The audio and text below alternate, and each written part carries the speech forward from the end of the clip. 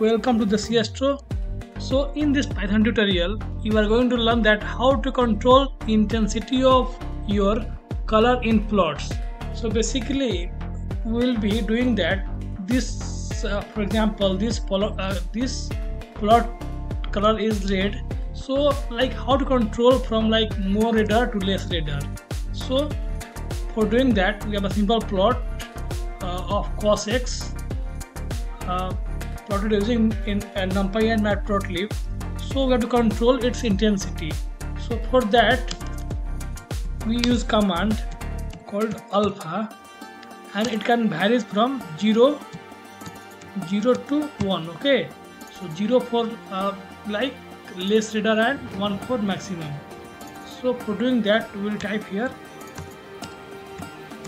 alpha and make it 0. See what is happening. Run it.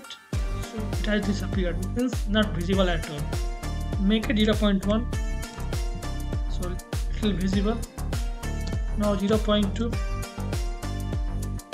little good. 3, then 4, 5. So now it's visible, but it's like less radar. So you can go maximum up to 1, 6, 7,